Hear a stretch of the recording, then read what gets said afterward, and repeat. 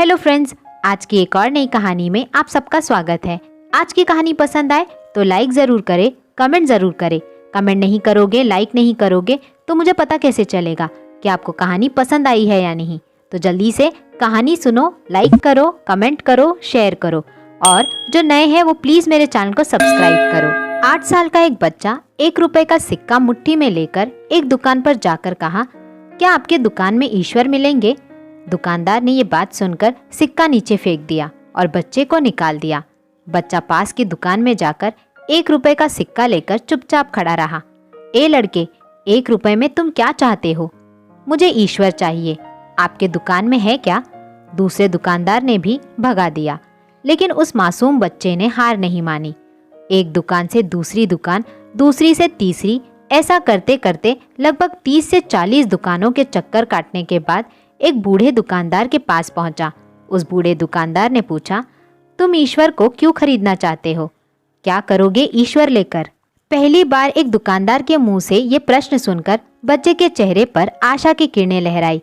लगता है इसी दुकान पर ही ईश्वर मिलेंगे। बच्चे ने बड़े उत्साह से उत्तर दिया, इस दुनिया में माँ के अलावा मेरा और कोई नहीं है। मेरी माँ दिन भर काम करके मेरे लिए खाना लाती है और अब वो अस्पताल में है। अगर वो मर गई तो मुझे खाना कौन खिलाएगा? डॉक्टर ने कहा है कि अब सिर्फ ईश्वर ही तुम्हारी माँ को बचा सकते हैं। क्या आपके दुकान में ईश्वर मिलेंगे? दुकानदार ने कहा, हाँ मिलेंगे। कितने पैसे हैं तुम्हारे पास? बच्चे ने कहा, सिर्फ 1 रुपया। कोई बात नहीं, 1 रुपए में ही ईश्वर मिल सकते हैं। दुकानदार बच्चे के हाथ से 1 रुपया लेकर उसने पाया कि 1 रुपए में 1 गिलास पानी के अलावा बेचने के लिए और कुछ भी नहीं है। इसीलिए उस बच्चे को फिल्टर से 1 गिलास पानी भर कर दिया और कहा, ये पानी पिलाने से ही तुम्हारी माँ ठीक हो जाएगी। अगले दिन कुछ मेडिकल स्पेशलिस्ट उस अस्पताल में गए। बच्चे की माँ का ऑपरेशन हुआ और बहुत जल्द ही वो स्वस्थ हो उठी। डिस्चार्ज के कागज पर अस्पताल का बिल देखकर उस महिला के होश उड़ गए। डॉक्टर ने उन्हें आश्वासन देकर कहा, टेंशन की कोई बात नहीं है। एक वृद्ध सज्जन ने आपके सारे बिल चुका दिए हैं, साथ में एक चिट्ठी भी दी है। महिला चिट्ठी खोलकर पढ़ने लगी। उसमें लिखा था, मुझे धन्यवाद देने की कोई ज़रूरत नहीं है। आपको तो खुद ईश्वर ने ही बचाया है। मैं तो सिर्फ एक जरिया हूँ।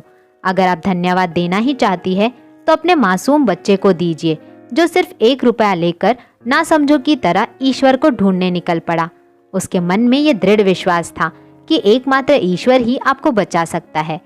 दोस्तों, विश्वास इसी को कहते हैं।